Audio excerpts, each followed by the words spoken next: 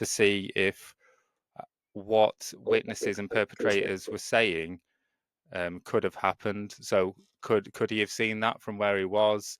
Could he have heard that from where he was? And in the foreground here, this is actually a perpetrator. So it wasn't just the two counsels, the prosecution and defense, that went, and different witnesses. They actually took perpetrators back to Auschwitz as well. And another one of these photographs. So we were having a bit of a look at these in the trial where the perpetrators cover their face, and I don't know, there's something quite satisfying for me about seeing these. And do you know, Michael, who this gentleman is here covering his face? It's hard to tell because he has something held in front of his face.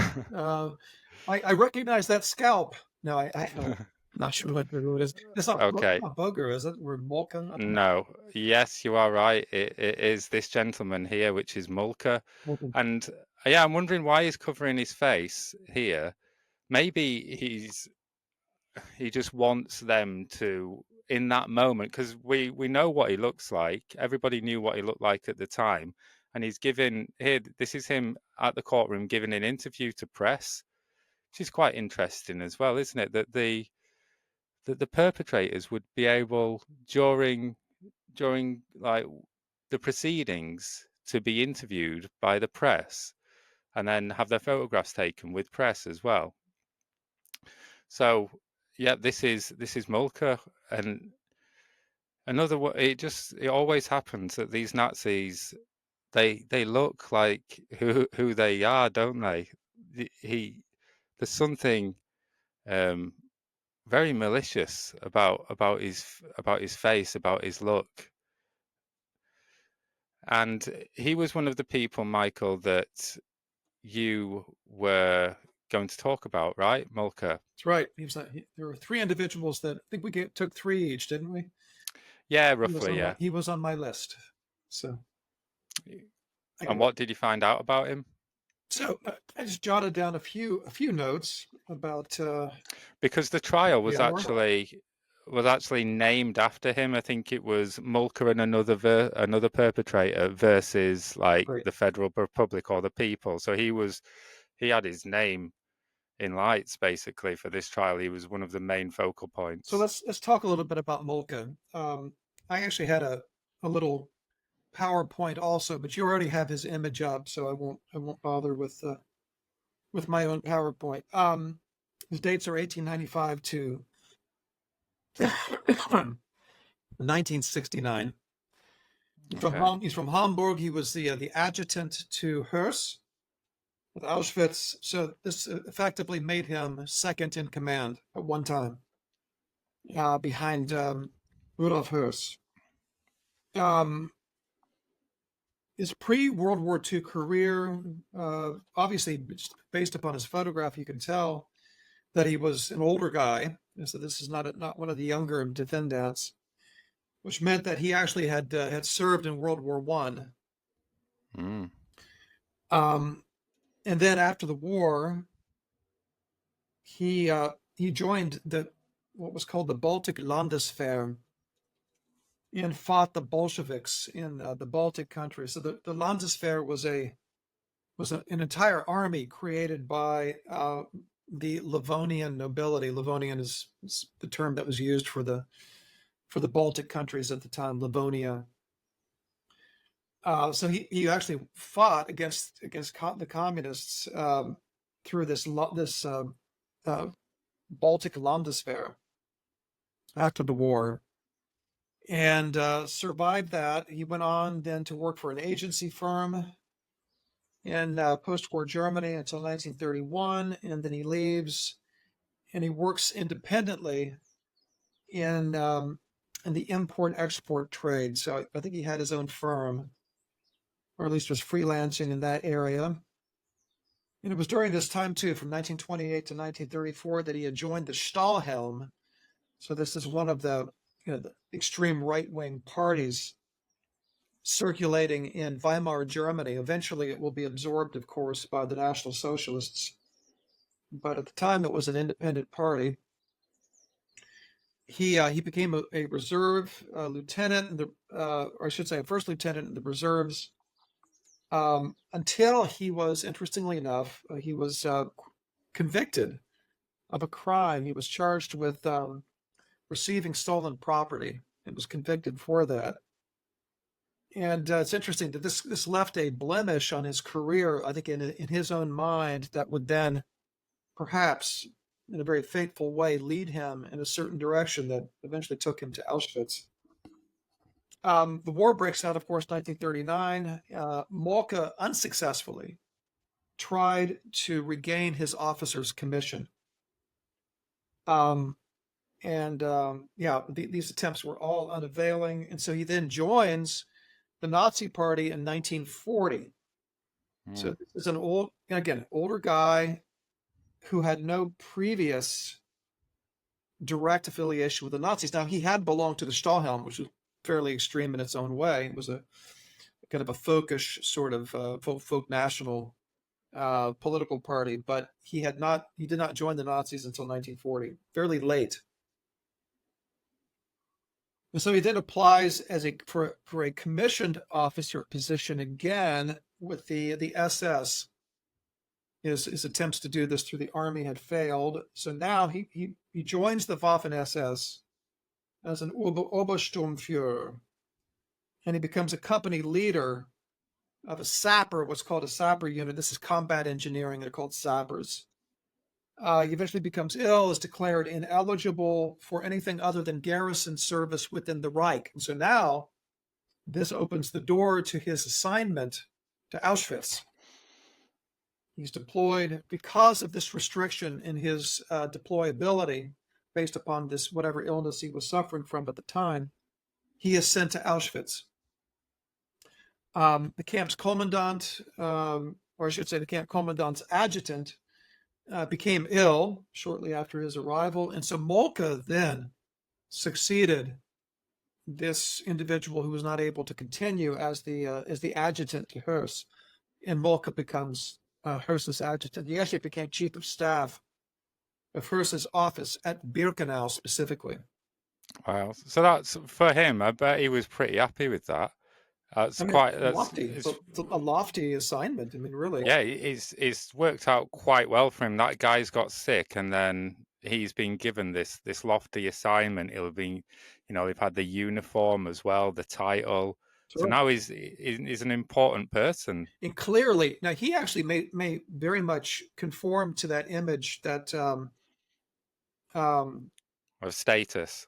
That the expert that you showcased in your film was talking about, a person who was driven by careerist sorts of motives, and very clearly from early on he was trying to regain his commissioned officer position with the military, and he couldn't because of his prior conviction for receiving stolen property.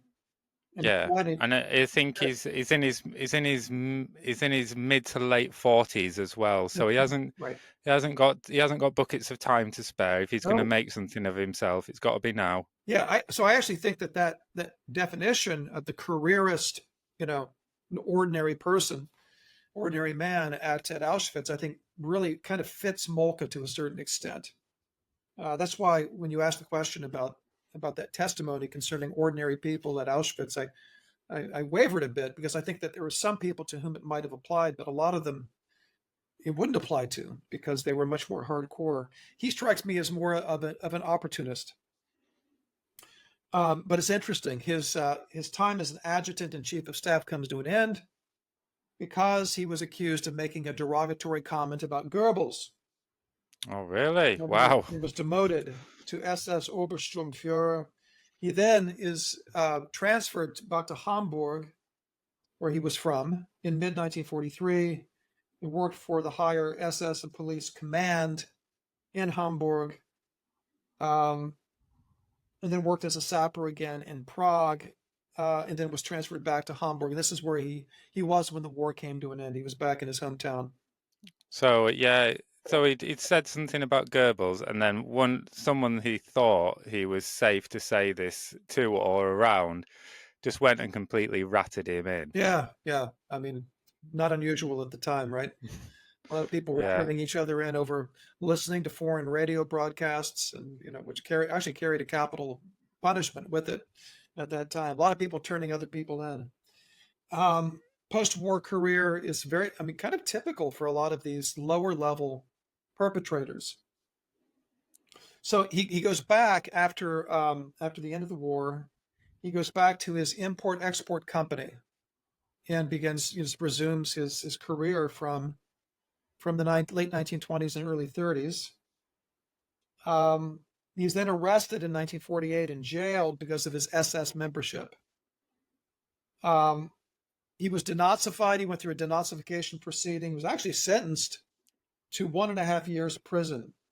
So even though I didn't see a reference to this in the literature I looked at, I assume you would have a better understanding of this than I do, Johnny, because you've actually written on the topic of denazification. But he must have been considered belastet, I would think. Belastet was the term that was used. It means compromised, right? Yeah. Well, it looks like they found out he was a member of the SS. Not only a member, but he was adjutant to Höss at Auschwitz.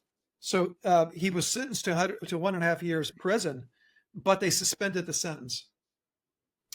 And he just, returned to civilian life up until the late 1950s, when he is reported through the typical, at the time, sort of the typical way of bringing a crime to trial was for a private citizen, or it could be an organization too, I guess. But typically there was a report that was filed by an individual or organization incriminating or leveling an accusation against another person for committing a crime.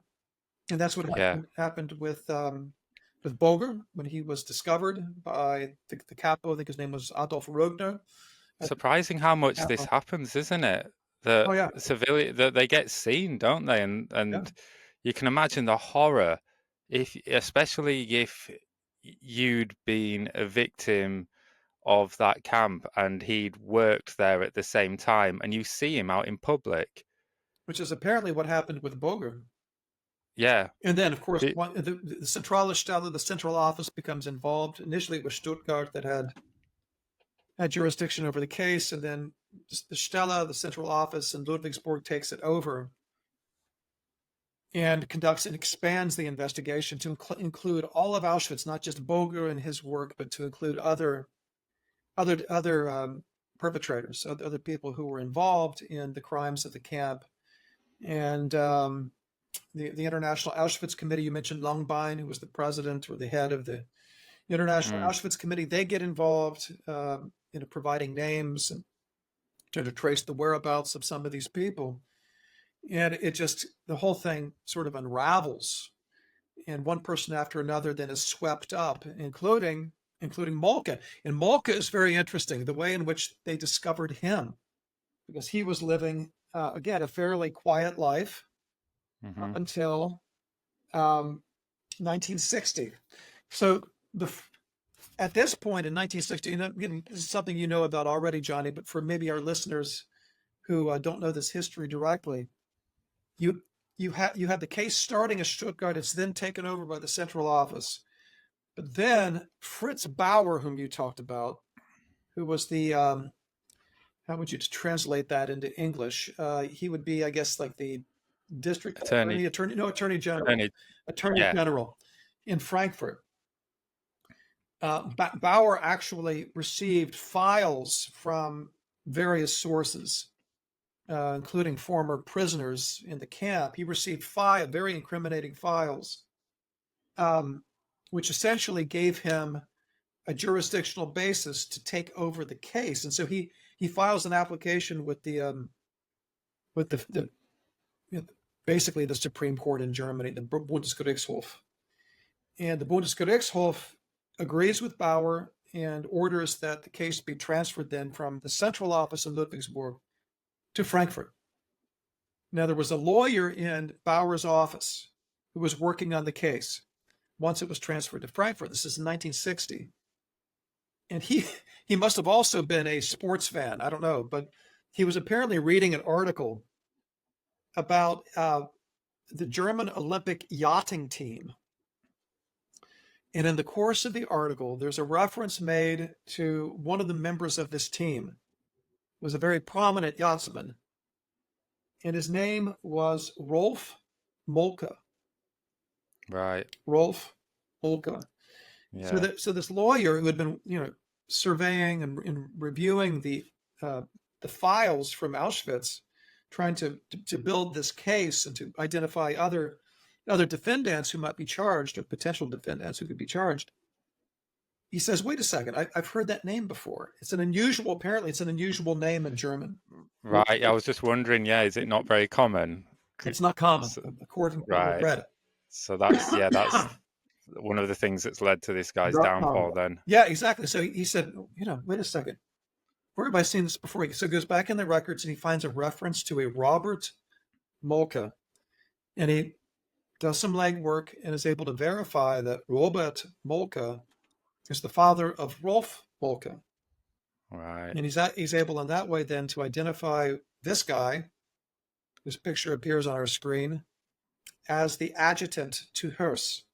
Of course, he is then arrested and interrogated. And as they say, the rest is history, right? I wonder if he ever considered changing his name, because we were talking about Bernhard Fischer-Schroeder, and he did, didn't he? And that threw them off his scent for a while. But I don't know. Maybe it was just complete arrogance, or we know that what the atmosphere, what the environment was like in West Germany, and he probably thought nobody's going to come for me. I'll be fine. I've been denazified. There's so many of us. I've been denazified, right? And, I've been denazified, and it's not like I'm the only Nazi. Why would they come for me? Like, they must have bigger fish to fry than me, he must be thinking. But at the same time, he knew that he was second in command at Auschwitz at one point. And do you know, at the court case, what was it just his seniority that was criminal, or were there any individual excesses? Yeah, let's talk. It was not proven that he acted from excess, which ensured that he would be treated as an accomplice and not as a perpetrator. Very important, right, in terms of the punishment. Yeah, for him, yeah. So he was 69 years old at the time the trial started. You can see his photograph. Yeah. He's an older man. Yeah. And he looks even older than 60. He looks like he's in his 80s, but I guess this is what criminal prosecution for really serious offenses can do to your appearance, apparently. He was married, he had a daughter, and then I think he had 2 sons. Yeah, he had a couple of sons. One of whom was the yachtsman. So this is what the Landgericht, the trial court, said about Mulka. They said that he made significant contributions to Birkenau, specifically in developing the gassing facilities. They actually had evidence in the form of testimony and apparently some documentary evidence as well, that he assisted with the construction of 4 of the Birkenau crematoria and gas chamber complexes. They also had evidence that he was involved in selecting arriving transports of Jews. So he was on the ramp and was conducting these selections that would determine whether a person would go to work on behalf of IG Farben, or work in one of the SS in industrial enterprises within the camp, or would then go to the gas chamber, where he was involved in making those selections from time to time. So he was convicted then of, in German it's called Beihilfe zum Mord, so aiding and abetting murder, basically complicity to murder. And the murders of 750 people on at least 4 occasions. And he was sentenced to 14 years in prison, but he was convicted as an accomplice, and not as a perpetrator, not as a principal, not as a perpetrator. He tried to commit suicide in prison and was not able to do so. He was only in prison a few years. Of course, he was in pretrial confinement too, so that would have to be added. But he was really not in prison all that long, given the severity of his offenses. He was released in 1968 on compassionate grounds, and then died in Hamburg, his hometown. He died in 1969 at the age of 74. Yeah. Right. So it sounds like his health was really deteriorating, because you see some of these people that are released on compassionate grounds, and Right. then they don't die for 20 years. Yeah, I know. And you're like, In his case, and you're I like, think he really was ailing. The yeah, fact that he yeah, and they were just like, well, he's basically can barely walk anyway or leave a room. Why are we looking after him? Like, just pass him over to a nursing home or something, right. and they can see out his last days. So I Um, just wanted to make one more comment, and then maybe we could move on. But Landgericht talked about Mulga in its assessment of his contributions to Auschwitz. And it said that he was a cog in the total extermination machine. I'm just quoting from the verdict here, which functioned through the cooperation of numerous people. The court was not convinced that he had a great deal of control over the flow of events in the camp, even though he was fairly high in the food chain within the Auschwitz administration. yeah, Nonetheless, the court found that he really could not structure the course of events hardly at all. He had very, very limited ability to do that. And for this reason, then he was convicted as an accomplice and not as a principal. Right. And there was no evidence of the excess taten, as they were called, the excess like sadistic acts or acting over and above one's orders, which would have provided yeah. a legal Well, basis. yeah, according to the law that he's been tried with, if it had been proven that he'd have taken his fists to one individual, Different story. and Think of and that Boger. individual had been murdered, but he can funnel with his agency an unlimited amount of people into a gas chamber, but that would be an accomplice to murder. Which leads to a strange kind of antinomy, doesn't it? Yeah. If you think, and again, there Morally, it just doesn't make sense, no, does it, to and you? I'm struck by the numbers of academics. There are several scholars. I mentioned Devin Pindus, who wrote a book on this topic. Rebecca Whitman wrote a book on the Auschwitz trial. And there are several others too who kind of marvel at this, because there are some perpetrators, like Boger, for example, and we can also talk about if you'd like. Yeah. Boger, who was convicted both as a perpetrator and as an accomplice, and he's actually given more time for the crimes he committed as a perpetrator, even though it involved far fewer people. Mm-hmm. He killed thousands or contributed to the deaths of thousands of people as an accomplice and received less time for that than the punishment he got for killing just a handful of people as a perpetrator. And so Yeah. for a lot of academics, this is just incomprehensible. But I think that if you follow the law, it does, from a legal standpoint, it makes a certain degree of sense. Again, I'm not endorsing it from a moral or ethical standpoint. I'm just simply saying that there's a structural feature to this that is very legal and, really calls into question whether the Germans should ever have subjected Nazi crimes to the analysis of purely German law. That is paragraph 211 of the German code, the German legal code. Because it's not serving as a deterrent. If anything like this would ever happen again, people have got a precedent that I can be involved in these criminal organizations and I can follow the orders of my superiors, no matter how heinous. It doesn't get any more heinous than funneling people into a gas chamber. So, according to German law, as long as somebody's told me to do it, basically the worst thing that can happen to me is a few years. And then if I've got a decent lawyer, I'll be able to get out, good behavior, maybe. Lots of them, pretended, and people are purchasable. So I can pay a psychiatrist or maybe even a doctor that says that I'm ill, or maybe, Kurt Franz, the Treblinka perpetrator, he eventually gets lots of day releases, and he's able to get out of incarceration regularly because his wife's ill. So there's ways out, but it's what it isn't, and the law should be doing is serving as a deterrent for people that are thinking about doing this in future. And if you can be second in command of Auschwitz and funnel people into gas chambers, but just get a slap on the wrists, and then and again, and really, Johnny, this gets back to, again, the issue of the status of the final solution as a legal phenomenon. Was it law or not? Because if it was law, then I think the Germans were in a really, really bad place in terms of holding these offenders accountable, because they could always appeal to the fact that they didn't understand that what they were doing was illegal. Now, the Yeah. Germans twisted themselves into knots. I'm talking about the German courts in particular. They twisted themselves into knots to try to beat back this defense. It was really the defense of the lack of awareness that what they were doing was illegal.